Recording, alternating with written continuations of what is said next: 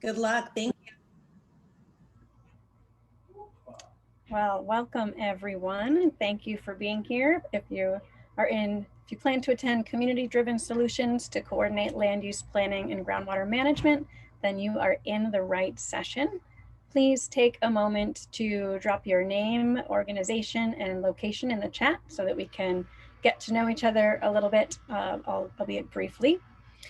I'm not going to go through the session description. You can read that in the conference program, which I'll drop a link to in the chat right now.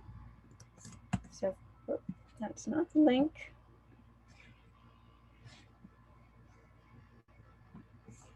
Here you go. There's the conference program link. And then the link to our session specifically is right here. Feel free to take a look at the session description. We'll also include all of our speakers for this session. Just want to give you a brief overview of the structure for today. We'll do some brief context setting. I'll introduce the 4 panelists. Each of them will respond to a prompt. Then we have a few prepared questions for our panelists, which will be followed by a Q&A discussion with all of you. If you think of questions throughout the presentations and comments, please drop them into the chat as we go, and we'll try to get to all of them during the discussion time. Then each panelist will have a closing comment, and finally I'll summarize and adjourn. Our desired outcomes for this session are to highlight the role of NGOs in coordinated planning, to share perspectives on specific components of of integrated planning, and identifying tools and resources to help you all apply these concepts to your own communities. Couple housekeeping tips. All attendees should have their microphones muted. Please use the Q&A function as opposed to raising your hand and unmuting. The video chat function to join live Q&A will be available when we do start the Q&A. This is going to be a live session. We are recording it for future viewing. If you're having technical difficulties, please email info@awra.org. They'll respond to you as quickly as possible. And then if you want to tweet, please use hashtag AWRA 2021 to share your takeaways. All right, so a little brief context setting. This is a national conference. I'm hoping we have folks from all over the nation today. All of you probably are aware that California has a water problem, but California is not unique in this. With our current climate trends, virtually the entire West is experiencing more significant droughts than ever before, and the impacts are spreading into new geographies. Even those of us in the lush, wet east of the nation are beginning to feel the pinch of drought, and much of the country will be facing water scarcity issues in the near future. A lot of this trouble comes from land use planning decisions being made with little regard to available water resources. Communities and industries pop up in locations that are convenient for other reasons, historically by rivers, so you can dump your pollution in the river and it'll wash away, but very little regard for the natural water supply. We tend to assume that there will always be enough water for all of our needs, and water usually flows uphill toward money. What's unique about California's condition is that the state provides 1/3 of US vegetables and 2/3 of the US fruits and nuts. It also represents the 5th largest economy in the world, much of which, like the high-tech sector, is also highly dependent on water. Not just agriculture needs water.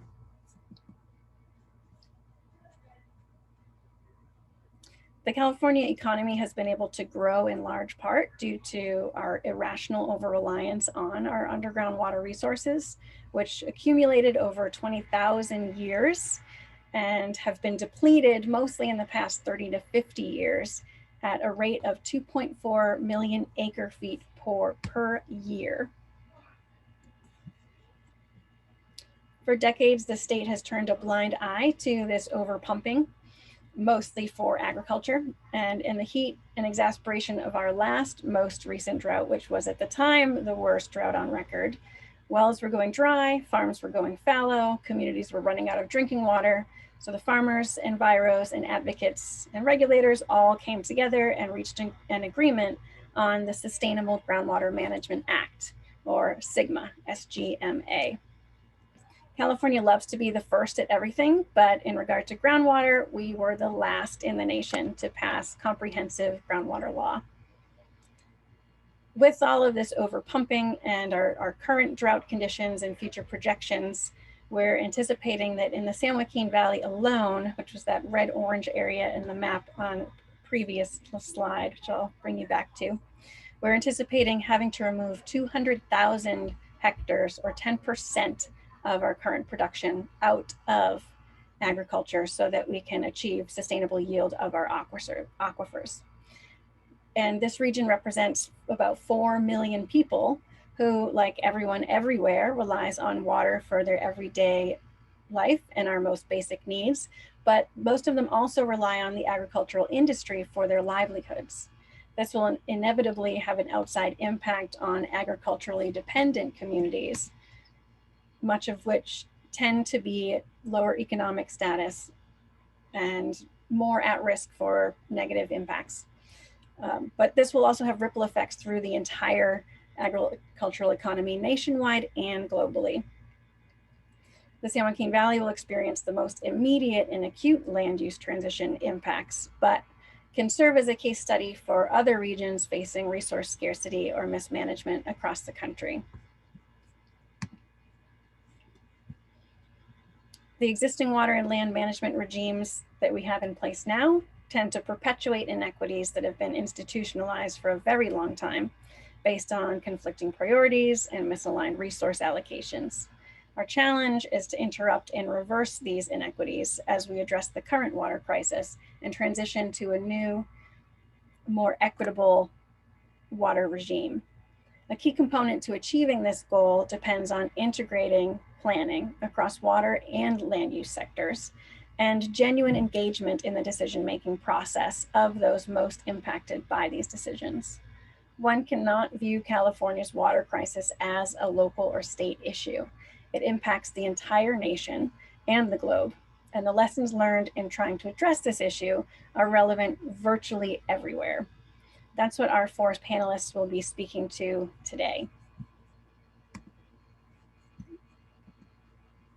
So very briefly, I'll introduce them. I'm not going to read you their bios, again, because of limited time, but we will be hearing from Anna Schiller, who's the Water and Land Project Manager with the Environmental Defense Fund, Vicky Espinoza, Environmental Systems PhD student at UC Merced, Amanda Monaco, the Water Programs Policy Coordinator for Leadership Council for Justice and Accountability, and Emily Finnegan, the Water Project Manager for Local Government Commission.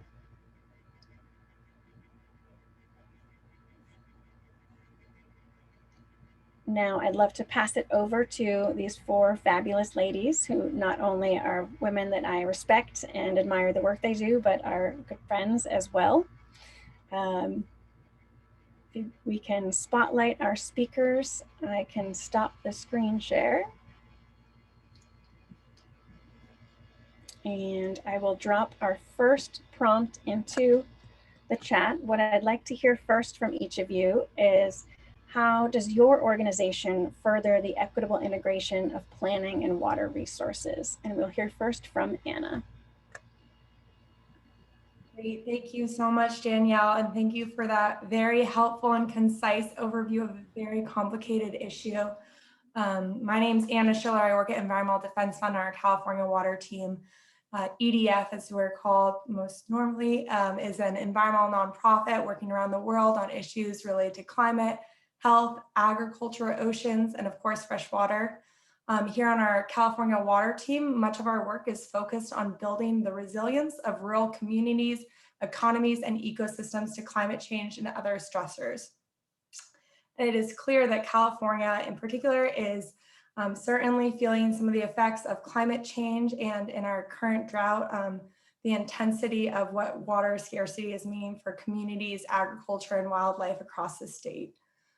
We haven't fully recovered from our last drought. That was even just 5 years ago. And again, we're facing some of those very serious consequences of water scarcity across the state.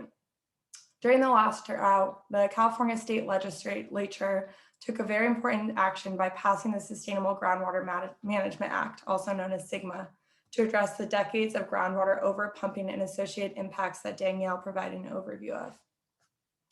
SGMA is one important of several important strategies needed to build long-term water resilience as we face the impacts of climate change more quickly and intensely than previously expected. One unfortunate reality of this transition to long-term sustainable water supplies is that a significant amount of agricultural land will need to be taken out of production over the next few decades. This summer, we've already seen some farmers tearing out orchards and fallowing fields because there simply isn't enough water to irrigate. Without the right interventions, agricultural lands could become a haphazard patchwork of dusty, idled fields, with invasive weeds and pests further impairing air quality and disproportionately impacting low-income communities of color in rural parts of the state. Through a process often referred to as land repurposing, land and water managers can alternatively transform previously irrigated lands into water-resilient agricultural regions with a mixture of new land uses such as habitat corridors, multi-benefit groundwater recharge areas, and outdoor recreational spaces for communities. Land repurposing is distinct from fallowing or land retirement in that land repurposing involves the intentional conversion of once irrigated land to new environmentally, socially, and economically productive uses that require less water. Here at EDF, we're focused on furthering productive land repurposing by developing guidance, improving access to data and tools, developing incentives, and creating demonstrations through partnerships to help demonstrate how voluntary land repurposing can be implemented and create a new landscape that's going to be durable to climate change and also create a healthy and productive environment for all the communities that live in agricultural regions across the state. And with that, I guess I'll hand it over to our next speaker, maybe to answer the same prompt, Vicky. Thank you, Anna. Hi, everyone. My name is Vicky Espinoza, and I'm a PhD candidate at UC Merced. So UC Merced is an Hispanic serving public university located in the heart of the San Joaquin Valley. It is known as the fruit basket. Well, the San Joaquin Valley is known as the fruit basket of the world as it produces more than 400 different commodities and generates billions of dollars in agricultural revenue for the state. Yet there persists this poverty paradox. There are more than 500 underserved communities that don't have access to safe, clean drinking water, nor healthy, affordable food. So a combination of increases in extreme precipitation events like drought and flood, and a shift in water and land use management, specifically groundwater management under the Sustainable Groundwater Management Act, or SGMA, is changing the way we think about water and land use. Taking more than 500,000 acres of agricultural land could impact already vulnerable communities, small-scale farmers, the economy, and the environment, just as Anna has beautifully described. Some of you may be wondering, why transition agricultural land? And so the reason why agriculture is the land use that is being focused on here for SGMA is that it's the biggest use of groundwater in the San Joaquin Valley. And agriculture in many regions of the state, like the San Joaquin Valley and the Colorado River Basin, use most of the applied water use. About 30% of total applied water statewide during wet years and about 61% during dry years. So my doctoral work aims to develop solutions for how and where to repurpose agricultural land in the San Joaquin Valley in a way that minimizes impacts to already marginalized groups like our underserved communities and small-scale farmers. And I'm doing this by developing a land use model that explores alternative land repurposing options. For example, habitat restoration, groundwater recharge, community revitalization, and carbon sequestration, to name a few. I'm also addressing a knowledge equity gap in California through bilingual Spanish and English workshops and the bilingual YouTube channel, which is in Spanish, Hmong, and English, called Cali Water Ag. And with that, I'll hand it over to Amanda Monaco.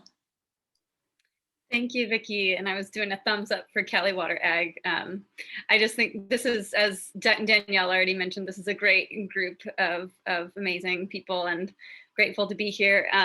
We all work together a lot and all bring different interests or different resources and different perspectives to the table. So I'm really glad to have this conversation. And I still find it very weird to be doing virtual conferences where you can't see people's faces. So if anyone wants to come on to video, go for it, please. Then I'll feel like I'm talking to people and not computers. So from our perspective, we come to kind of, I should say, my name is Amanda Monaco. I work with, as y'all already heard, but I work with an organization called Leadership Council for Justice and Accountability. We're an environmental justice organization located in mostly the San Joaquin Valley region of, thank you for coming on video, yay. Mostly the central region and inland regions of California. I think a lot of people know about the coasts, but we're located in what Vicky just called like the breadbasket of California, where a lot of agriculture is done inland. And we work with around 30 low-income communities of color, mostly Latino farm worker, rural Latino farm worker communities who work on farms and mostly in the agricultural industry surrounding them. And with the folks that we work with them on a whole host of issues that really have to do with their community well-being and the kind of investment and infrastructure that create a safe and healthy community, right? So folks that we work with have unfortunately been at the forefront of environmental harms and have been the victims of a history of disinvestment in low-income communities of color in this region. As is the case everywhere. But specifically, we support residents in working to advocate for clean air for their community, to change land uses around their community to make sure that there's not polluting or harmful industries near their communities. We work on housing issues, transportation issues, and I know I'm missing some, but my focus is mainly on water, and that's what brings us to this conversation, because the folks that we work with depend on domestic wells and small community water systems for their water. I know a lot of us who come from cities might not know what that means, but a private domestic well basically means that you have one pretty shallow well that's behind your house, and it's pulling up water from the aquifer and piping it into your house where you open the tap and it comes out. Or they're on or folks that we work with are often on small community water systems. So that means that there's maybe one or two deeper wells, still not very deep, probably a couple 100 feet, that go into the aquifer and then pull up the water and distribute it out to all the homes through distribution lines throughout the community. And because of the history of mismanagement of groundwater and the water in the aquifers, which Danielle and Anna and Vicky already talked about, we have this problem where residents that we work with and other residents of low-income communities of color in our region are at the forefront of water impacts. So their wells are going dry. I don't know if y'all saw in the last California drought in 2014-ish, there were thousands of wells that went dry in many communities, and communities like East Porterville were in the news. Unfortunately, that isn't a thing that just happens during the drought. It continues to happen all the time because of the way that water is pumped and mismanaged. So we have this problem of communities, wells going dry, people not having drinking water in their homes. And as we all know, that is a critical element to life. So residents that we work with, because they're at the forefront of these issues and really engaged and informed about water policies and land use policies, they're in these conversations about how can we use our land differently, how can we manage our water resources differently to protect drinking water and to create just a better environment for our communities and our families as well. So that's what brings us to this conversation, and we'll get more into the details of how we engage and what our water work is like later. Thanks. And I will hand it off to Emily. Excellent. Thank you, Amanda. And thank you to the American Water Resources Association for convening this conversation. I'm grateful to be with a fabulous group here and excited to be with some familiar faces and some new folks here as well. So for those of you that aren't familiar, Local Government Commission is a Sacramento-based nonprofit that has worked now for almost 40 years across the state with elected officials and community leaders to help Californians increase their community resilience. We do so by developing networks of local leaders, providing education to electeds, advancing local and state policy, and also providing direct technical assistance in communities. Similar to Leadership Council, Local Government Commission is intersectional by nature. I work in our water program, but we also have teams working on climate, energy, and community design to help develop holistic solutions to some of our critical climate challenges. Our water program specifically looks at the nexus of water and land use planning, which California's groundwater crisis really underscores how critical integrated planning is to the long-term viability of our communities.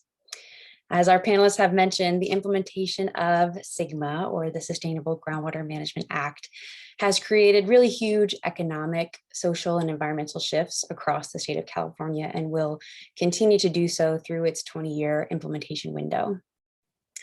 Due to the intersectionality of equity, economic development, and natural resources management, our work is really focused on building local capacity and fostering effective partnerships that improve water and land use integration.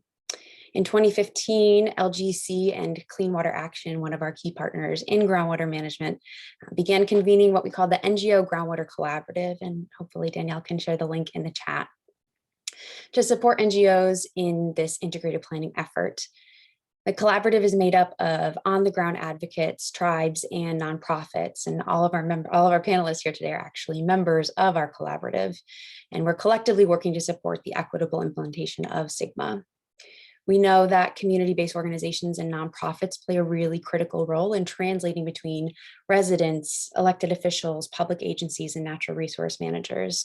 And we also know that the most impacted tend to have the least capacity to support integration, which makes the role of the nonprofit really critical to coordinated planning. Our statewide group, the NGO Groundwater Collaborative, helps to bridge the gap between drinking water and environmental interests and create shared messaging and priorities across our members. We do so by hosting monthly strategy calls and leading conversations on stakeholder engagement and representation and decision-making. We also host a number of educational webinars on topics where our members are looking for more support, and we provide technical assistance to our members. The collaborative has also recently been convening a number of working groups to address particular areas of interest, which we can talk more about later in today's session, including small farmers and farmers of color. We have a work group on water and land use, one on maintaining environmental flows in our rivers, and another work group that actually focuses on protecting the aquifers that are not regulated under SGMA, our volcanic non-alluvial aquifers, which are concentrated in the northern part of the state. LGC has also convened the Community Foundation's Water Initiative, which is a cohort leadership model and case study in implementing equitable water and land use integration. We convened 5 regional community foundations across the state to develop a report on equitable integration of water and land use. And again, I think Danielle can share that link in the chat. Shortly following the publication of that report, each foundation in our Community Foundations Water Initiative selected one regional nonprofit to advance the report's recommendations and statewide strategies, while also building local capacity for coordination. So we had a cohort of 5 nonprofits who collaborated for an entire year, culminating in the Principles for Equitable Engagement in Coordinated Planning, which has guided a number of our projects across the organization. In addition to our statewide efforts, we also work directly in a number of basins to provide technical assistance and capacity building support. And hopefully I'll get to touch on that a little later. I'll turn things back over to you, Danielle. Thank you, Emily, and thank you to all 4 of our fabulous panelists. As I'm sure everyone gathered, all of the work that the 4 of our organizations do tend to interact and intersect. We've worked with each other on a number of projects, but each of our panelists comes from a slightly different perspective and priority, and operates at a slightly different scale. So we have some questions targeted for each of them to give us a better insight into exactly what they're doing on the ground. And we're going to move into those now. Please go ahead and drop your questions into the chat as they come up. We definitely want to make sure we have a robust discussion time after our planned questions. So our first question is going to be for Amanda, and we'd like to hear how agencies should engage residents in water and land use planning in order to protect the community members' needs. Yeah, thank you, Danielle. Yes, so I think it's important to start out with the concept that residents of communities best know their water needs and what land uses should happen around their communities, right? So I think it's easy and sometimes very kind of integrated into the way that local government works or state government works, is to kind of see land planning, land use planning and water planning as more task oriented and just completing a process. But it's very important to remember that people's lives are going to be impacted, and particularly for the communities who are on the forefront of environmental harms and already experiencing very extreme environmental burdens and have less ability to address those burdens. It's really important to include them in the conversation and ask them what they want to see and how the policies or land use planning or water planning should happen. So we have some recommendations, explicit recommendations for local or any government engaging in that kind of community engagement.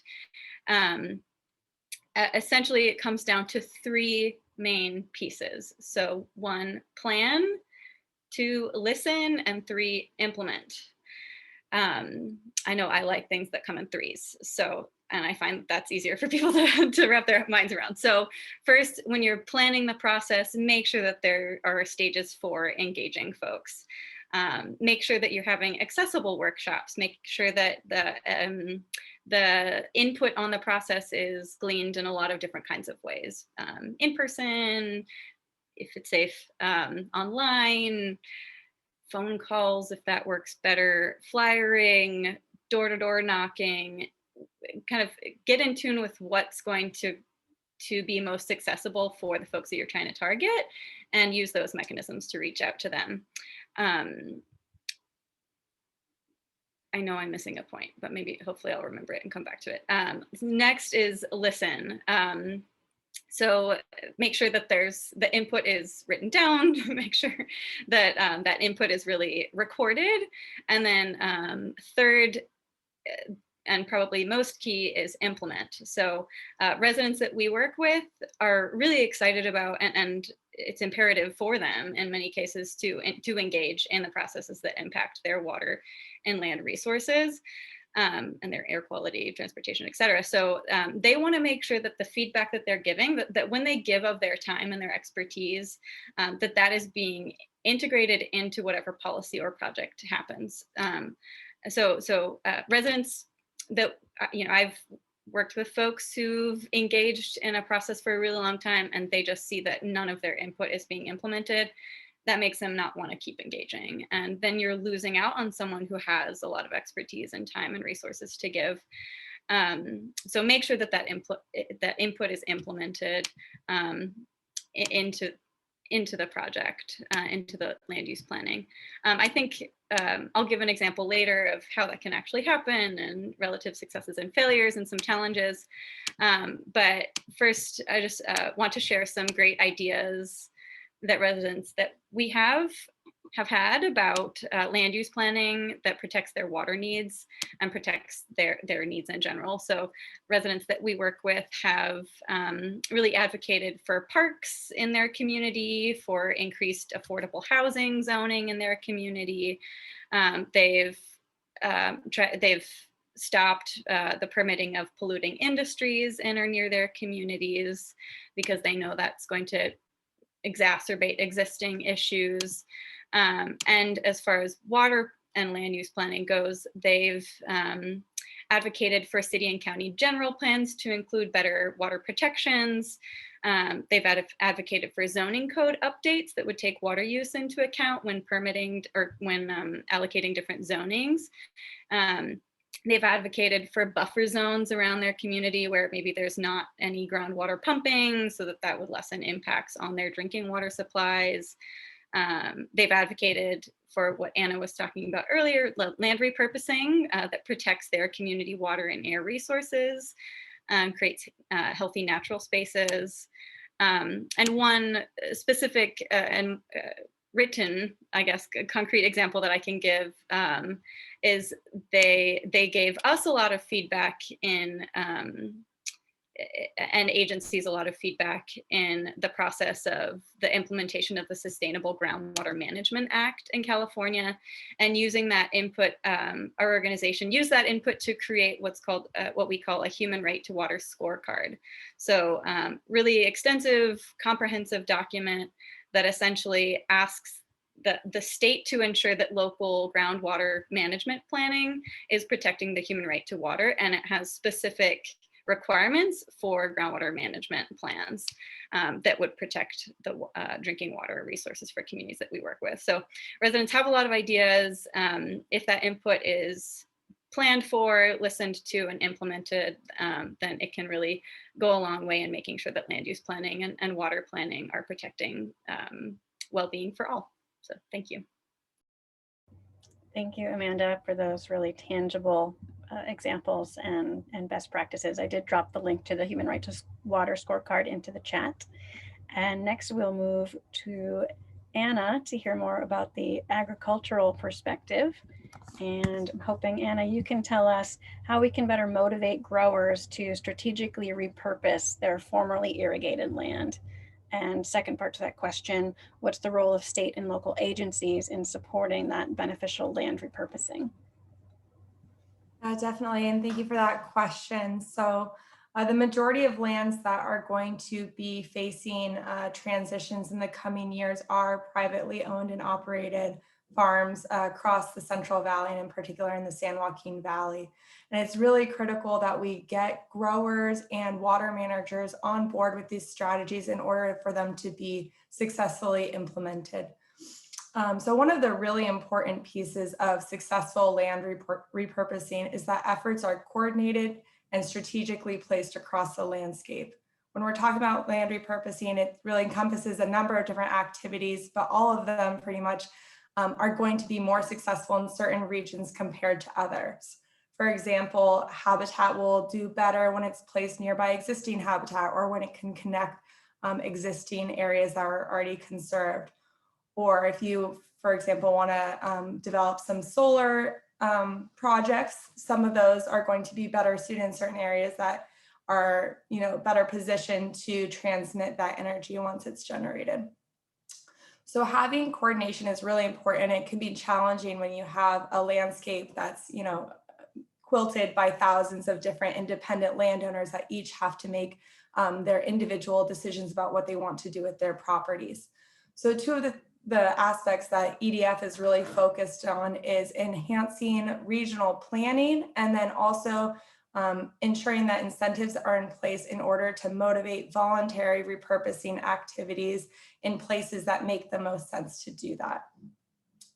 And another very important aspect about planning as well is that, you have individual landowners that have authority over their property, obviously, and get to make decisions, but those decisions can have impacts to surrounding communities and their neighbors. So it's very important that there's some sort of coordinating body, such as a county or a local groundwater agency, for example, that can help identify priorities and then motivate behavior that's going to be ultimately more beneficial for the community at large.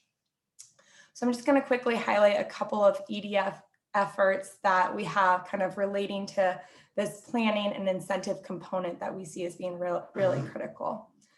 So the first is related to planning. We worked together with a couple dozen stakeholders over the last year to put on a workshop series in which we talked with water managers, growers, environmental justice representatives, actually all 4 folks on the panel today all helped participate as well in identifying some of the really important pieces that are needed in order to assemble a successful regional land use planning in coordination with SGMA effort, and how to develop programs that can incentivize beneficial land repurposing. And as a result of that workshop series, we put together a white paper that really identifies the main considerations and questions you should be asking as folks are looking to develop regional land use planning programs that are really geared towards water sustainability. So we identify main, like who, what, where, when, how, what, how do you put together something like that? And we put that out last April, and that's available both in a longer format as well as an executive summary. And our main target for that is both, local agencies that could stand up programs like this. So those groundwater sustainability agencies I mentioned, but also counties, regional conservation or resource conservation districts, or other more kind of local or regional groups that want to, that are actually best positioned to kind of understand local stakeholder priorities and preferences, and then help operationalize that through incentive programs or other mechanisms. Another really important piece of the puzzle is obviously how to pay for the creation of public benefits that can be created through land repurposing projects. So we do believe that there is a role for state, federal, and local funding sources to help support land repurposing efforts, to help pay for those benefits that can be created by actively repurposing land to some other beneficial use that may not be directly as profitable, for example, as an almond orchard, for example, but has some really amazing benefits that are can be enjoyed by community members, such as enhanced biodiversity, improved air quality, soil conservation, renewable energy production. So in that regard, we are sponsoring legislation right now called AB 252, which would create a multi-benefit land repurposing incentive program administered by the Department of Conservation in the state of California. So we do see that there is a role for local and state and federal agencies to work together to make these kinds of projects happen, because it is a huge issue, and a lot of effort is going to be needed on multiple levels in order to build the sustainable, resilient, water, healthy landscape that we need to see in the coming decades. So I know I'm talking a lot, so I'll hand it back to Danielle. Thank you so much for the question. I look forward to hearing responses from our other panelists. Thanks. That was terrific, Anna. Thank you. And I had the privilege of participating in those workshops and can fully support the principles that came out of them. And now we'll transition to how those principles are being implemented on the ground. We'll hear from Vicky. Let me send the question in their chat. There you go. So Vicky, can you tell us more how voices of marginalized groups are being included in these types of land repurposing solutions in order to address groundwater overdraft in California? And if you could also include some tools and approaches that you've seen used to elevate community involvement during that process, we'd love to hear about those as well. Sure, certainly. I'd like to start with mentioning that SGMA does provide the opportunity to rethink water management in a way that is equitable and is going to lead to climate change resilient solutions, and all by working together with community members and key stakeholders. Currently under SGMA, groundwater agencies are implementing plans for how to address groundwater overdraft. These current plans are not set in stone, and they can change in order to address what isn't working. So the ability to adjust approaches to meeting SGMA targets makes it all the more important to include concerns and lived experiences of marginalized groups like community members and small-scale farmers, so that these solutions are equitable and locally representative of community needs. So the way that I'm implementing this through my doctoral work is through a community-informed approach to learning how and where agricultural land can be transitioned to address groundwater overdraft. And I'm doing this by gaining insights on land use repurposing preferences by community members in underserved communities through a recent, there have been several ways, so I'll just mention a couple of them. So one of them has been through a recent bilingual web survey distributed via SMS text and bilingual remote workshops in partnership with Environmental Defense Fund. So we've been able to get some insights on the land use preferences that community members in underserved areas are, what they would like to see in and around their community.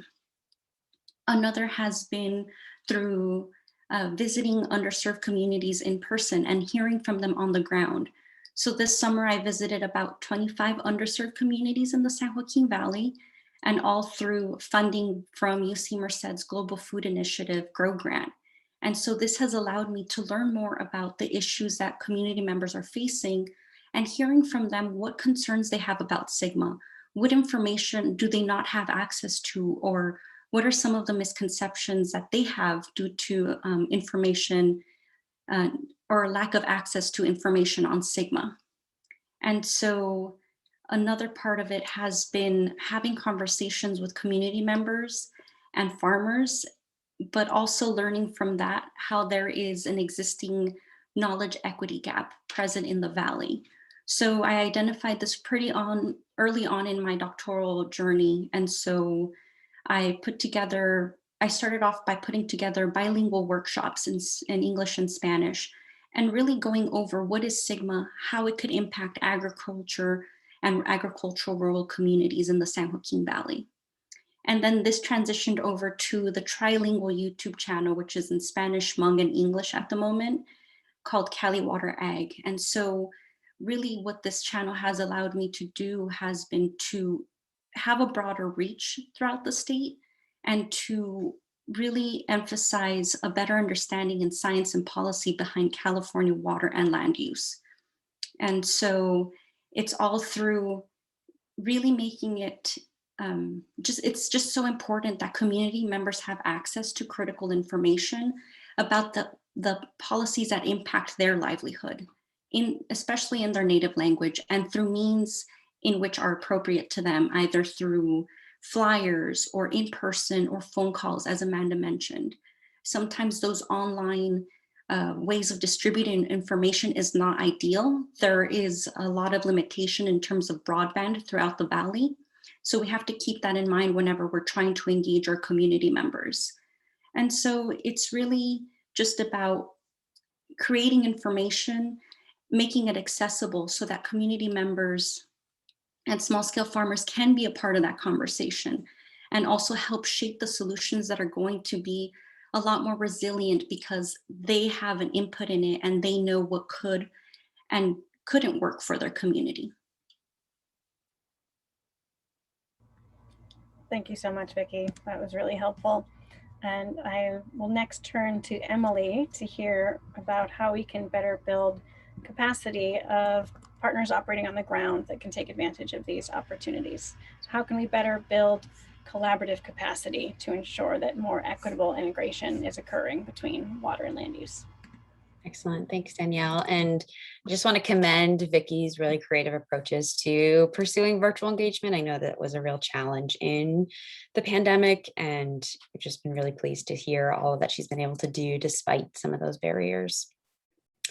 So we've heard a lot about the San Joaquin Valley, and LGC, as I mentioned before, works statewide. And I just wanted to note that there are many communities outside of the Valley that struggle with groundwater issues and tend to fly under the radar.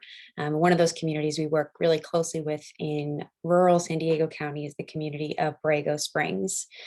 Borrego is surrounded by the stunning Anza Borrego Desert State Park and is home to a pretty seasonal community that's reliant on outside money from tourism and a large retiree community that snowbirds in the Borrego.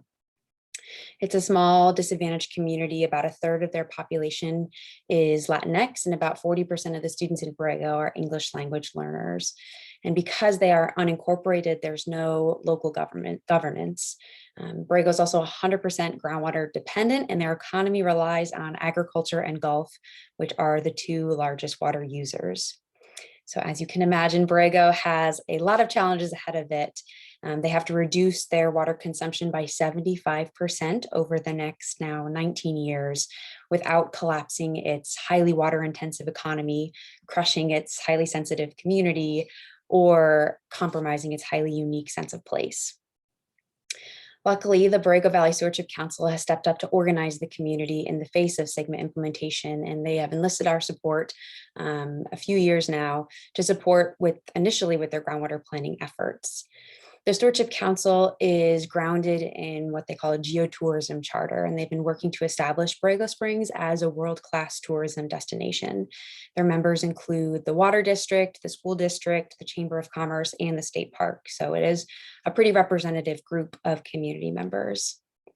In the process of supporting them with their groundwater planning efforts, we introduced them to the concept of water and land use integration as a potential strategy for community resilience. And our work really takes a socio-ecological systems approach. So we're strong proponents of integrated watershed planning. We worked with the Stewardship Council to expand its community reach and broaden their attention beyond groundwater to consider other community priorities, including public health, ecosystem protection, and economic development. We formed a number of working groups in each of these topic areas to lay the foundation for an integrated watershed scale master plan. And we're now in the process of working with the Stewardship Council to develop a collaborative governance structure that can hopefully help to bring the groundwater management plan and their updated land use plan together. Our work has also brought a Civic Spark AmeriCorps Fellow to the Borrego Springs community, thanks to funding from the Community Foundation's Water Initiative that I mentioned before. And we see AmeriCorps members as a really critical part of building local capacity for coordination, particularly in Borrego between the Water District and the Stewardship Council. Our involvement has helped to not only build local capacity of the leadership team within the Stewardship Council and community members, we've also seen Borregans strengthen their relationship with the county. They're about 2.5 hours from San Diego, but our work as a part of this integrated planning effort has helped to introduce Borregans to their county supervisor through a number of revitalization efforts, and they are now preparing and doing some of the advanced community visioning for their anticipated community plan update. We've been able to plug Borregans into a broader network of expertise across the state, technical assistance and funding. And the Growing Water Smart program, which some of you may have listened into, our partners at the Sonoran Institute talk a little bit about that earlier in the conference. But we see Growing Water Smart as a really great example of this broader network of support.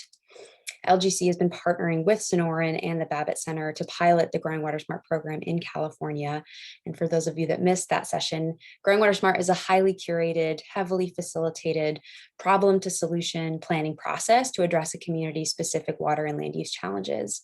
This program has already been wildly successful in Colorado and Arizona, and we're hoping to bring these resources to California. And Borrego would dovetail perfectly on their groundwater planning efforts in their community plan update. And we hope to continue supporting Borrego's collaborative capacity building efforts into the future as they head into their groundwater management plan update. Thank you, Emily. Really thrilled to be bringing these opportunities to communities like Borrego Springs and hoping we can bring them to more communities across the state. Now, I'm very excited that we get to move into audience Q&A, and we have a few questions already in the chat, which I'm thrilled to see. Please continue to drop your questions into the chat as we go, but we will start with a question to all of you. What recommendations do you have about prioritizing community expertise and centering it as a partner to the technical expertise of the planners and engineers? Anyone want to take that on first?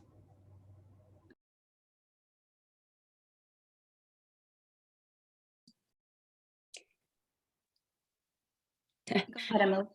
I can just start briefly just to share that one of the key principles of our guidelines for equitable coordinated planning is really focused on including communities in decision-making bodies, and whether that's establishing an advisory committee or a task force or a community decision-making body that informs local planning processes and supports communities in actually owning and shaping the solutions that come out of planning efforts. And one of our members of the NGO Groundwater Collaborative, Kristen Dobbin, who was formerly at the Community Water Center and is now a PhD candidate at the UC Davis Center for Watershed Sciences, did a great body of research about the way that 2020 groundwater sustainability plans incorporated disadvantaged communities in their governance structures, and I can try to find a link to that. But I think that is really one of the ways to bring in expertise and actually ensure that that expertise is centered in the decisions that are made impacting communities. Thank you, Emily. Vicky or Amanda, would either of you like to add on? Sure, I'll just quickly add on that building trust and really taking the time to be with the community, get to know the community, not just going into a community and coming in with a solution, you know, and this is something that I learned from Amanda, and really emphasizing that let's not parachute in, propose solutions, like really take the time to actively listen to community members' issues and concerns, as well as some of the solutions that they may already have in mind. I mean, they've been living with some of these issues for decades. And so they've probably already thought up, like, you know, if we had this in the community, this could really help resolve some of the burden that we're faced with. So take that time to get to know the community and build that trust. Excellent advice, Vicky. Yeah, I agree with what Emily and Vicky said. I think that was really well put. I'll just add from a process perspective, you know, having folks on advisory committees, having accessible workshops, not parachuting in and having a formed idea is really important. And I think one way to ensure you're getting that feedback is, especially in relation to like consultants or engineers, one thing that we found to be kind of a pretty successful model is come in with a draft, get community feedback, have the engineers and consultants there to listen to that feedback, take it back, implement that feedback, take it back with another draft, see if that's what people meant, implement that, you know, like have multiple stages where folks are giving feedback on key policies that are going to impact their lives. And I think having the consultants or engineers there to hear the feedback, I think is really important, so that it is seen more as a partnership rather than something that's done kind of in two separate silos. I would like to quickly add, if I may, when including community members in meetings, it's just highly recommended to provide the tools so that they can actually engage and not just listen in. You want them participating, and some of the ways to do that are to have materials prepared in multiple languages, having translation devices or a translator present so that they feel comfortable to have a voice and voice those concerns. I'll just add one more piece. This is such a great question. One of our projects that I haven't had the chance to mention yet, we're working directly in the Solano subbasin on a severely disadvantaged community engagement grant on their GSP development, and one GSP being groundwater sustainability plan. And one strategy that's been really effective in the community is partnering with the Resource Conservation District on a K through 12 groundwater education program, which was then translated into a virtual program that's been delivered to both students and parent liaisons, as well as teachers, and has been a really effective way of building community knowledge around groundwater planning efforts and creating that knowledge at all levels so that you're getting engagement from multiple community leaders. Thank you, Emily. And just want to highlight that this is one of the undercurrents of our session topic, is what is the role that nonprofit organizations and community-based organizations can play in this engagement. And we strongly encourage those technical consultants to partner with local community-based organizations or NGOs that already have those relationships in the community, so it doesn't feel like the technical consultant is parachuting in and you're working with people that already know the residents. We have another phenomenal question to all of the panelists. What kind of research is needed on the equity dimensions of integrated or coordinated land and water policy? And second component to that, are there contradictions?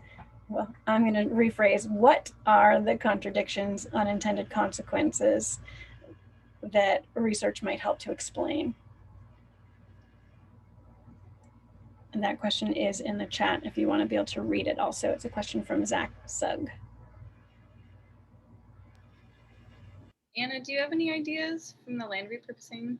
Yeah, I was just thinking that Vicky probably has some really good, is probably like best read on the state of the current literature around land use preferences relate to water use and, you know, rural community how preferences on those two topics. But just maybe I'll briefly mention and then allow Vicky to expand or highlight another point.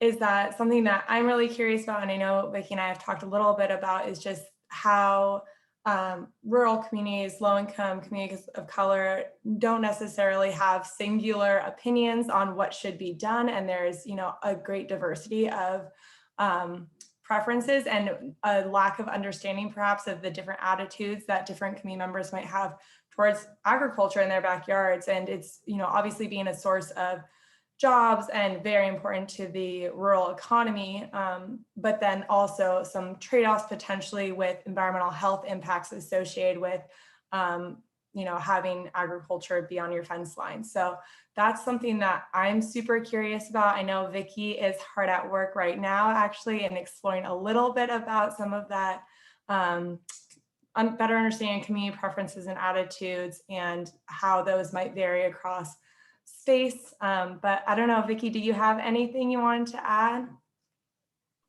Yes, thank you. And you really touched upon those trade-offs. And that was something that I was going to mention. In considering how each community is very different, the needs and the solutions are going to look different for each community. So you can't, just because a solution works for one community with a similar or the same issue, the solution is not going to look the same for another community. And so I think that part of the research that is necessary at the moment is really understanding how does the implementation of a land use change the dynamics of a community, and how does that community engage with that new land use. And so that's why it's so important to not only model different types of potential land uses throughout the valley, but also implementing those preferences of community members, because in the long term, those solutions are going to be what they're going to engage with and live with. And if they're not able to, for example, sustain operation and maintenance for a water treatment plant, then that is not an ideal solution. And I think, Amanda, you've mentioned some examples of that where there has been a lot of investment in solutions for communities, but they just weren't the right solution. So if you can elaborate on that, that'd be fantastic. Thank you. Yeah, thanks, Vicky. I think the specific investment that Vicky was alluding to was an investment that an arsenic treatment plant that went into a community called Lanier, who I've worked closely with for years, and our organization has worked with them for many, many years.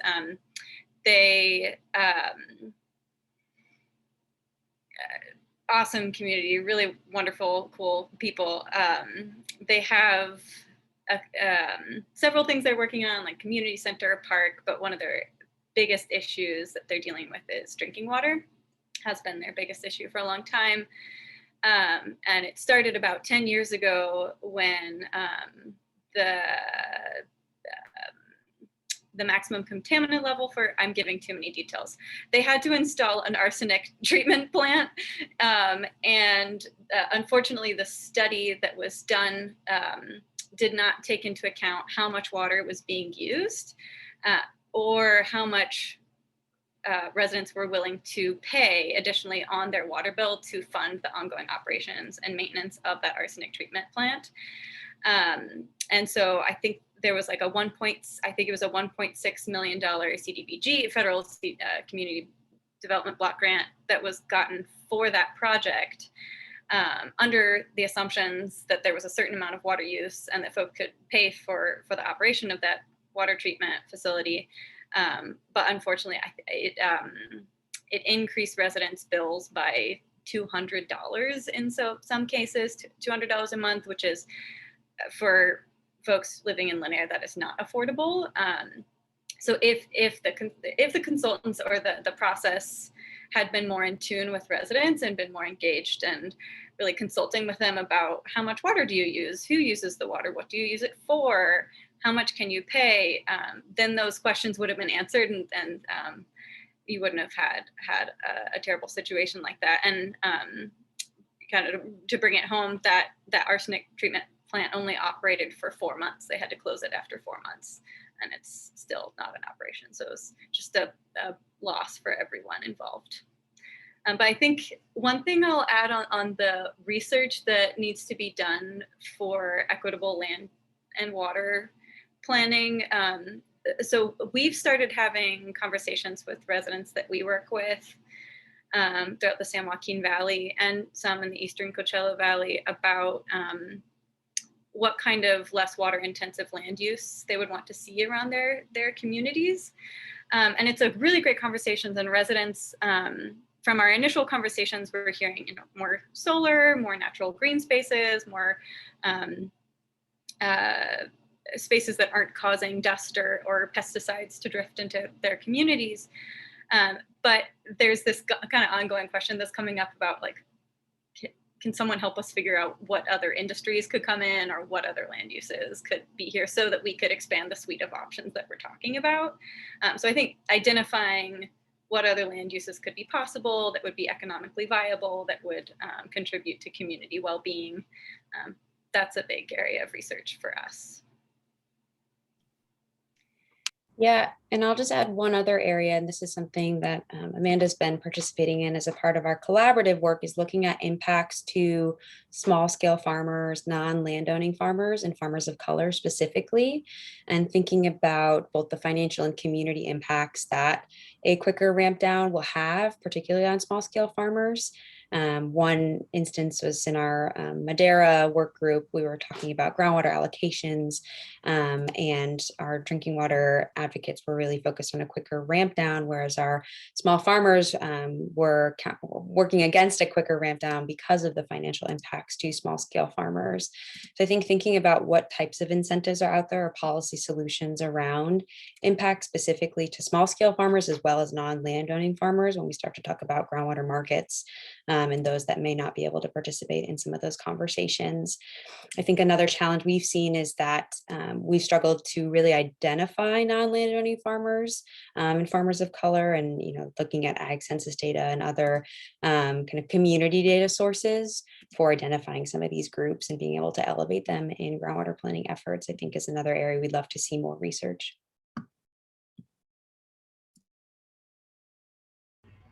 Thank you all. That was a really robust conversation. Just seeing some questions coming in over the chat, which is fantastic. For Amanda specifically, after the arsenic plant failure, did the community's trust for environmental organizations drop? That's a good question, and we have seen that happen in other instances for sure. Where something didn't work out and communities became, or something was promised and there was no follow through, and then we might have tried to go talk to folks in the community and they didn't want to have anything to do with us. And so that is a thing that happens, definitely. In this case, in Lanier, the folks who did that, who were responsible for doing the study and installing the arsenic treatment plant, were the community services district, which is a special district that was formed to manage their water system. So the folks who were elected to that board made that decision, along with an engineering firm that they brought in. And unfortunately, there were a lot of reasons to not trust the folks on that board, including that and embezzlement and total mismanagement of the water system. So they were all kicked off the board, and one of them was prosecuted for embezzlement. And so that all went south. And now they have a completely new board, and there has been some work that had to be done to rebuild the trust in the board. But the water system was put into receivership by the court, so it was being managed by a company for a while, and now the board is coming back and trying to a new board is coming and trying to regain control the water system. So yes, the trust was definitely an issue, and there had to be a kind of process for getting the folks out who were not being responsible custodians of the water system and bringing in new folks and building that trust. Thanks, Amanda. I can't resist to close our participant Q&A with this question from Lisa. Thank you for your praise of LGC's work, Lisa, in regard to convening neutral conversations on difficult and emerging issues. Lisa asks, what advice can all four of you panelists offer on working with trusted community organizations and leaders to help with reaching people where they are? Who wants to go first?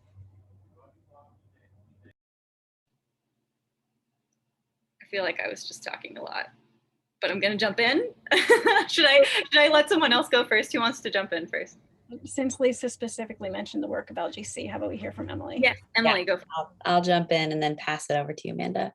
I think a key part of this, Lisa, and it's a great question, and again, appreciate the praise, is making sure that our efforts are compensating community organizations and groups and tribal members for their time, and particularly, I just muted, if there are any emotional traumas that come up with engaging in government or engaging with government organizations in planning efforts. One thing that we've really encouraged our partners to do on the ground is being honest with communities about previous histories and really acknowledging that upfront as a part of their engagement efforts. And the recommendation that Amanda had before of really bringing technical consultants and expertise to communities and valuing community expertise as a part of the planning process and building in that time for those iterative conversations, I think is also central to that. So compensating communities, acknowledging those previous histories, and also making sure that you're bringing technical experts to community members in an iterative process for planning. Amanda, if you have anything to add. I agree with everything you just said, Emily. I think it sounds like the question is specifically about how can you work with trusted community organizations and leaders. I think Emily gave a lot of great examples of ways to do that. I'll just echo one that she said, the compensation.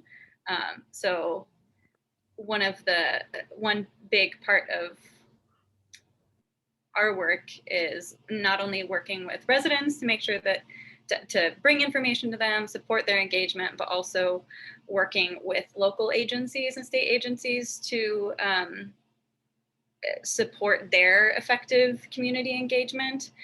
Sometimes we're kind of asked to do that for free by agencies, and we unfortunately have limited capacity and limited time, and we really need a source of funding to be able to do that. We need resources and to be able to use our staff time to do that. So one kind of best practice that I'd reference is, for example, in the implementation of the sustainable groundwater management in California, where the state knew that it wanted to make sure that underserved communities and domestic well owners and disadvantaged communities were being part of the conversation. It provided grants to community-based organizations to help them do that work of engaging residents. So that's honestly why our organization was able to help residents and support residents in engaging in that process of groundwater management to protect their drinking water. So funding, very important. Could not agree more. Thank you, Emily and Amanda. That is all the time we have for our Q&A session. I'd like to transition in the remaining moments that we have together to allow our panelists to share one closing comment in about a minute, if you can do it. And let's start with Vicky. This time we haven't heard from you in a little while, Vicky. So can you please share one success or emerging opportunity that you see within coordinated, equitable, and community engaged integrated planning? Sure. So I would say that there is a need to increase diversity, equity, and inclusion in information access to underserved communities and small-scale farmers. especially at the local and regional level, but not excluding the state level. Excellent. Thank you, Vicky. And how about Anna? Sure.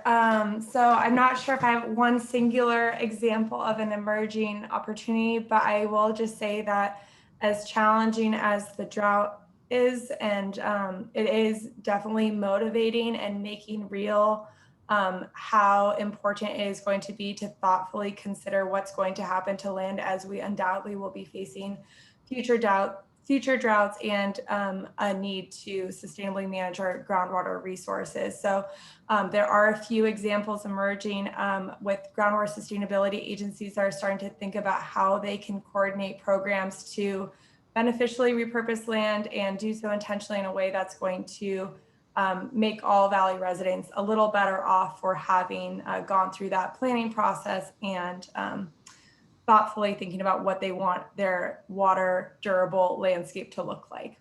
Thank you. Great point, Anna. Thank you. Let's move to Emily next. Yeah, it's a great question. I think I mentioned this prior, but our Civic Spark AmeriCorps Fellowship has really been integral to expanding local public agency capacity to coordinate. And I see that certainly expanding within our own programs. We have a pilot program to bring the Civic Spark AmeriCorps Fellowship to Washington State and Colorado. And I know President Biden's Civilian Climate Corps will likely only continue to use AmeriCorps as an opportunity to build local capacity through service. And it is just an incredible way to get young minds in your organization. The match funding from AmeriCorps makes it really affordable for many communities. I believe it's about $29,000 for one full-time 11-month fellowship. And our program, Local Government Commission, provides all of the training and hiring and manages all the HR and compliance for the college graduates, our fellows that participate. And it's a really great way to also build statewide capacity around a lot of these key sustainability issues, as we now have 90 fellows serving annually across the state. So that's something I'd love to see more of in the future and expanded across the US. Thank you, Emily. And last but certainly not least, Amanda. Thanks, Danielle. It's a very hard question. Just say one thing or a couple things. So I think that one example of, I won't say complete success, but the fact that this Sustainable Groundwater Management Act that we've all been referring to required local agencies to specifically talk to disadvantaged communities, tribes, domestic, in the law it says you have to consider them. That was a huge step forward from where water planning had been before, because it was essentially a lot of water use planning was either not done or done by, it was not taking everyone into account. It wasn't kind of having these conversations where everyone is more at the table. And I think as frustrating as some of the pieces of it might be for residents that we work with, and the fact that we know that because of the plans, up to 12,000 wells in the San Joaquin domestic wells will still be allowed to go dry. The fact that folks are at the table and that the state and local governments have to be listening to drinking water users is a step forward. So we'd want to see that kind of requirement integrated more into land use and water planning, and strengthened by not just requiring consideration, but requiring implementation, requiring representation. So.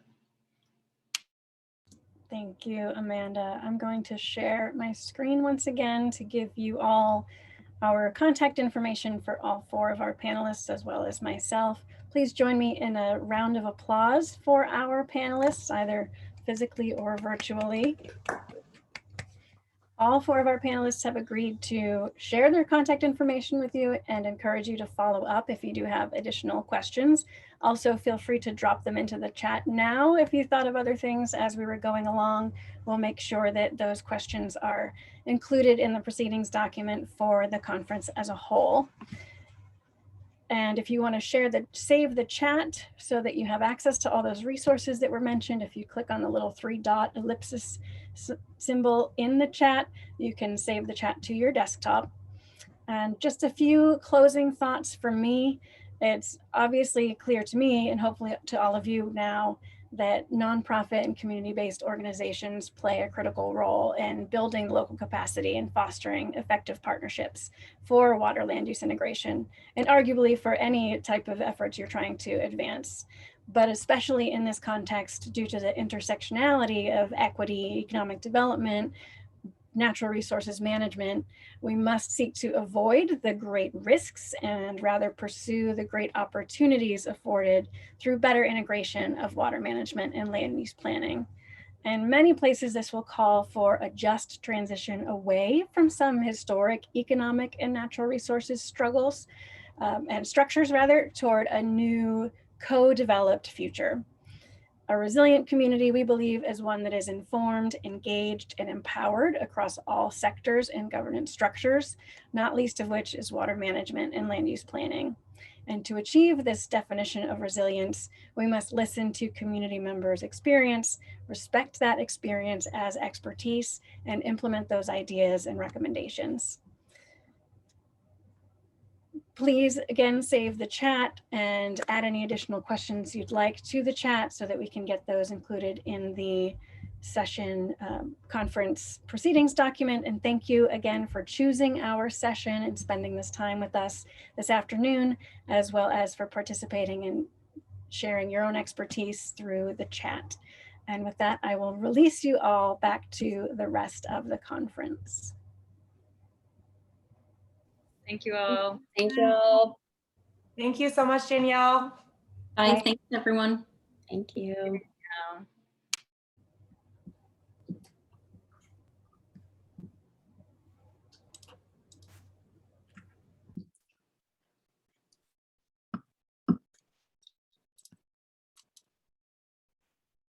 All right, is the presentation complete? Yes. All right, well, good. You all can go ahead and move to the main conference room now. Great. Thank you. Thank you.